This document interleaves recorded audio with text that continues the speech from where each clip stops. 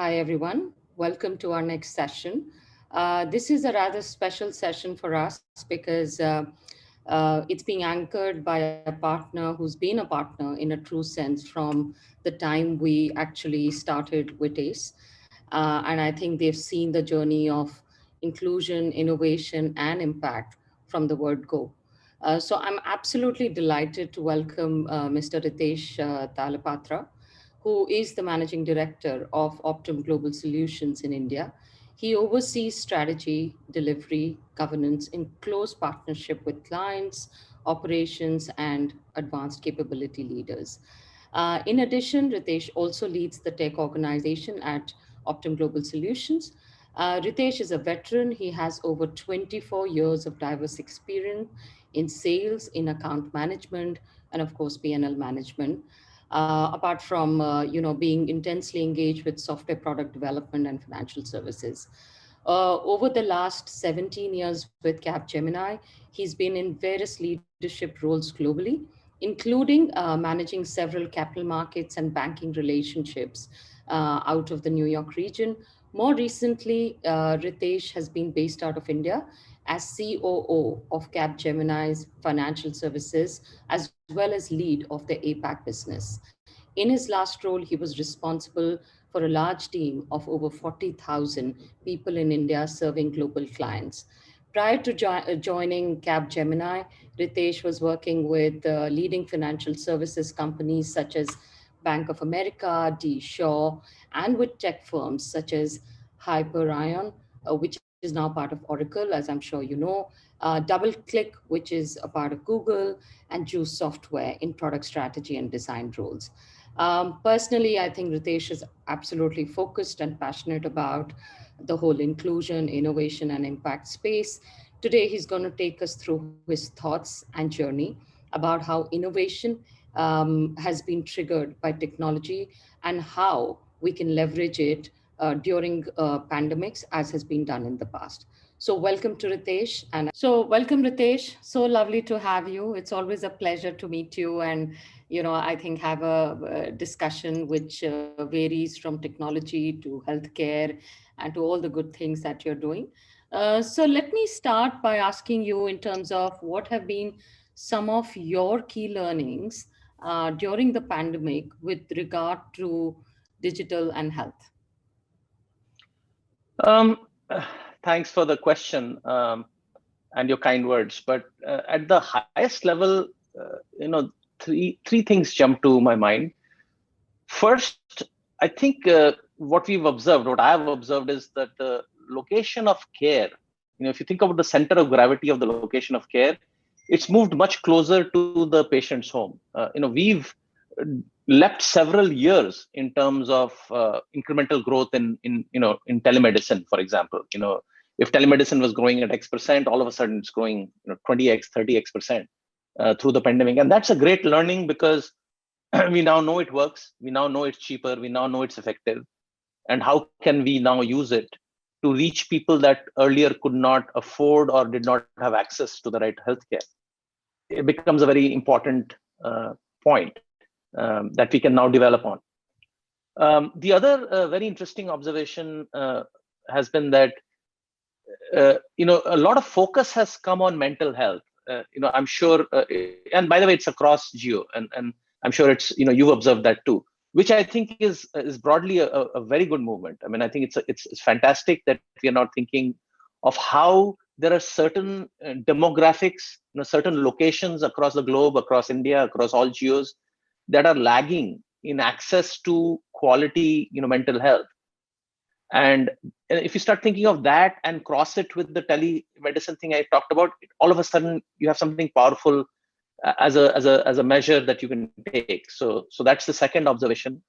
And the third, I think, for service businesses like us, like Optum Global Advantage, one of the learnings that I have to mention is that we now need to have a much more agile and flexible workforce because we've gone through this, waves, and we've gone through two of them, and maybe there's another one coming in the future. And how do we equip our workforce to work in a much more agile way so they can work from almost anywhere? And actually, the government regulations have now caught up with some of the innovations in technology. That's the third big observation, and I think I'll stop at three. So those are the top three that come to mind. Great. Well, I wouldn't have wanted you to stop at three, but there's limited time we have. So I think wonderful. I love the way you kind of gave the narration about the well-being and the flexible workforce. And so I think there's so much chatter about what the future holds. And imminently, I think when you look at the news channels, which I don't watch often enough now, but or the newspapers, there is yet a fear about COVID wave 3, or there is fear about the Delta variant becoming bigger. So, looking ahead, how do you think tech or healthcare services like yours or tech can play a even more significant role than it has done now in terms of preventing such pandemics? Well, the most obvious one, that technology can be key in anticipating future pandemics, future waves even, and also in preventing it from spreading wider than it needs to. What that will do is it will enable us to buy more time for the healthcare system to prepare and to respond.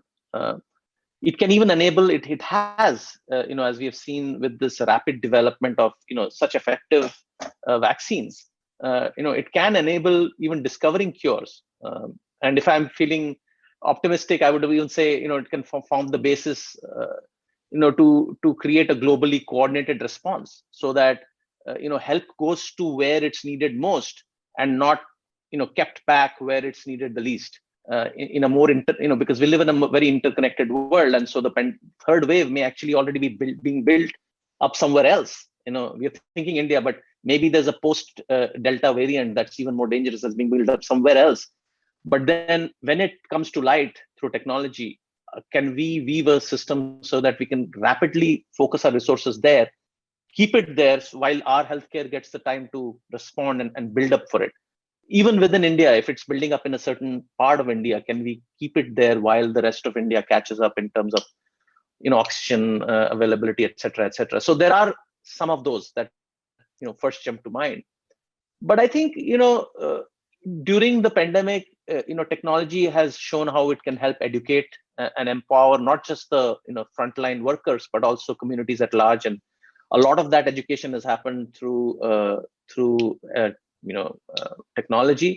Unfortunately, at the same breath, I have to admit that a lot of falsehoods have already also been propagated.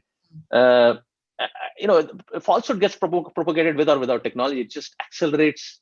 Technology just provides the acceleration, and that is something that worries me a lot, and I'm sure it worries a lot of people a lot. And that's again something we have to watch out for. As you're saying, we're not past COVID. There's more to come. And while people are worrying about the Delta variant and its impact on kids and so on, fact is we don't know enough to really panic yet.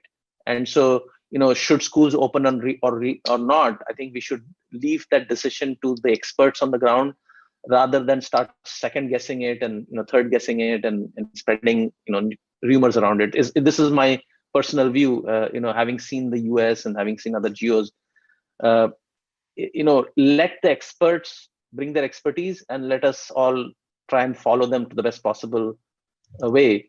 Would be a good use of technology in this case.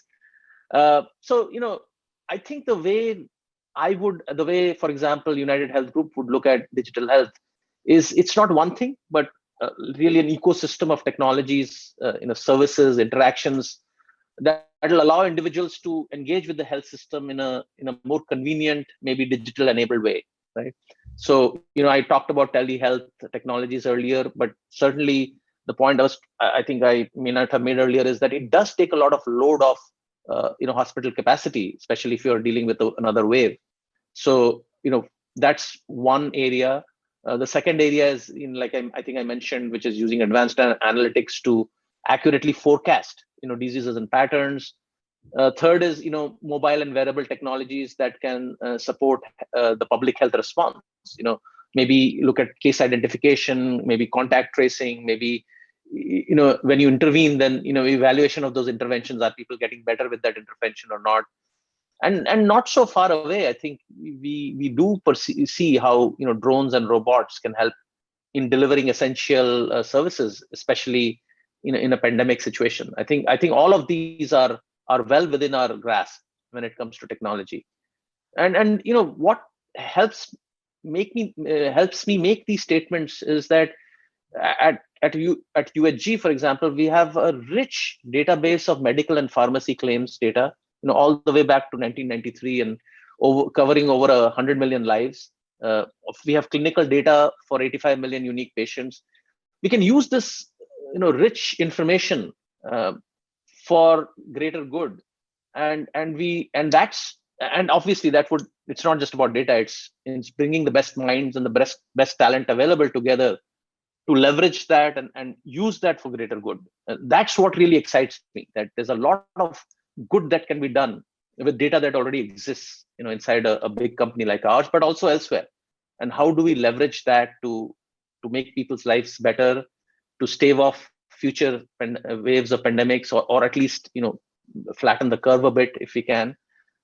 Those are the areas where I think I'm most excited about technology playing a key role, not just in this pandemic, but in the future pandemics that are sure to follow. Hopefully, many years later, but sure to follow. No, wonderful. I think there's a lot out there. I think each piece that you refer to, whether it's data, it's robotics, it's automation, I think you've beautifully connected how that's helped us during the pandemic. And I'm sure each one can be a 1 hour debate in its own right. But it beautifully brings me to a next connected question, which is, we hear a lot about AI and not just automation and robotics. And I'm a big Netflix junkie, so I watch a lot of Black Mirror and Darknet, and so I don't know whether you watch that, but Darknet is reality and Black Mirror is fiction. And very often when I watch these two back to back, which is why I said I'm a junkie, uh, is I find that there is very little now difference between fiction and reality. And what I find, and between the fiction and reality, the big differentiator is how this whole AI is being infused with life. Literally the neural connections that we are making with the tech algos, and all the wonderful things which is happening. Elon Musk is talking about GPT-3, which is as dynamic as it gets. So there's plenty which is happening in this space. But just continuing the thread of what you were talking, what do you see in the crystal ball with artificial intelligence on the next level? Would we be able to predict diseases? Will we be able to get into genetics? Where are we going with this? I mean, it's just a curious area for me, and I'm sure for a lot of audience who are hearing you today. I think it's a great question, and I agree with you in that sometimes it's hard to figure out which part uh, of what we're talking about is fiction, which is fact. Driverless cars. Is it a fact, or is it still not a fact? It's hard to say because it depends on who you ask. Some people will say no, driverless technology is already there. If only rules and regulations would catch up, Tesla can be driven driverless. But yeah, once Tesla gets into a crash, now earlier people thought it's sufficient to say that AI is better at something than humans, and we can stop there. But reality is, in medicine, for example, if a mistake made by a machine causes a death, do you think it'll be? I don't think it'll be taken same as a human error. I don't think so. For example, Tesla. The few accidents it's caused. Look at the front news that it has Right. made. So I do think that we may be holding AI to a much higher threshold than we hold human error to. We expect humans to make error. We probably in our minds don't expect AI to make errors, and in something like medicine, just like in driving, these errors are hard to digest. I think if I am a party that has lost a loved one to AI, it wouldn't be smooth. I would want to sue and make sure that it hurts someone because it's technology. It's so earlier, if you read the literature 10 years ago or so, they would say all AI has to do is get better than human beings at something, and then we are done. I think the bar is a little higher, unfortunately. So with that thing, I mean, I'm saying AI, yes, there's part of it in the future, but even today, it's actually making a big difference. For example, we are actually using AI to, as you said, to track the next wave of pandemic, and not just this one, but other diseases as well. So we are doing that right now. And we and others are using large amounts of unstructured text data to predict potential new cases, to identify populations that are most at risk. This is happening here and now, and not in the future. So for example, every year we do this, Optum does this survey of AI in healthcare. Okay. And every year we find that, for example, the last one we did, the third survey, when we surveyed the healthcare executives, 59% of them said that AI, they expect to return to give a positive ROI within 3 years. And just 2 years ago, that was as low as 30%. So from 30%, it's gone up to 60%. Now people are expecting any investment in AI to return within 3 years, and that's great. So that tells you AI is here and now. Somebody had made a very nice joke that when a technology is not quite there, most companies will say this will return great value in 7 to 10 years. Why? Because if they say less than 7 years, then the VCs will actually remember. And if they say more than 10 years, then the VCs won't care. So that 7 to 10 is the sweet spot where they could get away with making wild predictions. But now it's down to 3 years in AI. So people are actually saying whatever we are investing will return in 3 years, which means it's here, it's now. So I feel there is enough with AI today that we don't have to so speculate about the future, because as you said, future could be more Black Mirror than than anything else. I know. My favorite one is the last episode in season one, wherein they have these humanoids which come around. So who knows what the future Who holds? knows? We'll see. Right. Um, and my next question is, I think we've spoken about the pandemic and we've spoken about the different things that the tech, force can do to positively to, salvage us of future crisis. But to do that, finally, we need humans behind it who are skilled at different, skills and proficiency level. So, in your view, is there a skill gap which exists? And if so, how can we solve for it? Yeah, I mean, we just now spoke about, for the last 10, 15 minutes, we've been speaking about how technology can really positively impact lives, and that's the true future of healthcare. But the flip side of it is all of that depends on talent, on the right talent joining us in the healthcare sector and working towards these goals. So to your point, talent is critical. So but there is also this whole conversation about automation and AI and machine learning, etc., and this whole worry about the future of jobs, and does it mean people, jobless people, Yeah. and so on. And while enough smart people have said a lot of things about it that I don't need to say anything, but think about the days when horse buggies used to be the main transportation mode in cities. When automobiles were replacing horse buggies, I'm sure there's a lot of hand wringing around employment, the value chain of horse buggies. Everybody must be worried. But I think at a macro level, we did fine. I think post automobile, I guess more people were employed in the world than in the horse buggy time. So the macro picture ended up being okay. So that's how I see the impact of jobs through AI and automation. For example, the World Economic Forum in a report in 2020 said that they predict that about 97 million new jobs will be created in the interface between machines and humans. And that's very interesting, because if you think about it, 20 years ago, if you go look at AI based movies and movies about the future, typically a robot would look like a human being, right? He would look exactly like a human being, act like a human being.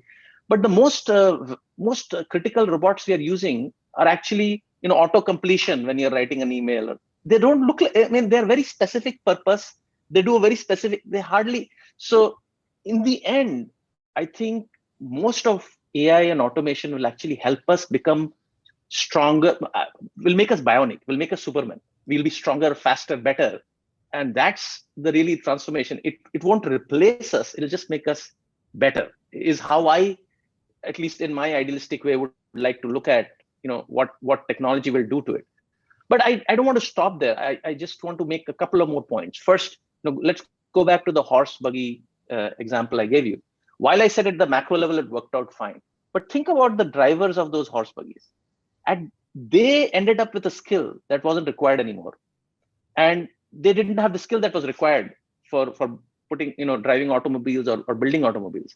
So for them, it must have been traumatic, right? So that's why, while economists will talk about a macro picture, as humans, we should look at the micro picture and say, are we spending enough on reskilling? Are we spending enough on talent building? Because one is, a lot of people will be disrupted in this process. While new jobs are created, they may not have the right skills or the right age to learn those skills. So what are we doing about them is a valid and a fair question. And the second point I'd like to bring out is, uh, I think people make the mistake of thinking digital equals technology. And I'd just like to point out that it's way beyond technology.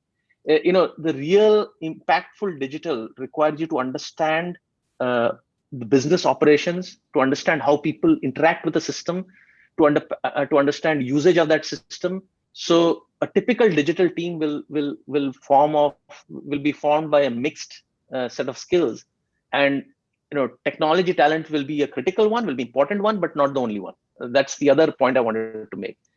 And finally, two more points. One is, in this quest for talent, companies will have to be more global than before. So if people are worrying with this pandemic, does that mean jobs in India will be reduced and people will look for? I don't think so. If the idea is for talent, I think there'll be more people looking for more talent everywhere. So I feel more positive there as well. And the last point, and this is my personal belief, is that talent is actually sprinkled evenly across all society, across all people, regardless of gender, regardless of demographics. Unfortunately, opportunities are not. So if we can square this problem, and how, while talent is sprinkled, are we then leaving a large talent base and not even tapping into them? That cannot be that's not a recipe for winning in the future. Because if there's going to be a war for talent, then you cannot ignore the talent that's sitting in a demographic that you typically do not look at, whether it is a gender specific one or an ability specific one or even a geo specific one. So I would urge a lot of leaders to think very hard. And unfortunately, that one issue requires not just corporates. It does require corporates to think about it, but it does require participation and partnership with the society at large, with NGOs, with organizations such as yours, with government bodies. So it requires a much larger societal, compact to worry about the difference between the equal sprinkling of talent and the unequal sprinkling of opportunities. To me, that's the biggest challenge that's facing us when we talk about digital. And that's where I think I want to end, to say, if we want to fix it, and I'll make it more specific to India, I see a lot of these gaps between opportunity and talent. And I don't see enough urgency in the progress to square some of those issues. No, thank you, Ritesh. I think all the points were resonating with me, but particularly the last one summed it up really well. There is a demand, and which will lead to great ideation, which will lead to huge amount of positive change and impact. And change is going to be a constant for us. So, and the point about inclusion, about the demographics is absolutely relevant. I must applaud you and Optum for partnering not just with us, because I know that your reach is much wider than us, but just trying to change that tide in some way. These are slow processes, they take a little longer. But even today, what I'm finding is there's a huge demand for talent, but everybody wants ready talent. And unfortunately, we have a huge pool of talent, whether it's gender or other demographics, who has the potential but not proven track record in, say, AI, ML, automation, RPA. But we can skill them and deploy them, but they're 6 months away. So that's the dilemma that we as Right. organizations go through. But I have to express my gratitude for the support that we get from Optum and the leadership that you have exhibited in helping us drive that agenda. So thank you so much, Ritesh. I think I would just, sum up all that you've said in one takeaway, which is there is so much uncertainty around us. And the optimism is that when everything is uncertain, then anything is possible. So, cheers to all the possibilities that we have lying ahead of us. And I think with leaders like you, I am sure there will be a huge positive change and impact in the future. So, thank you again Thank for you so much. us, and thank you to your team as well. Thank you very much. Thank you.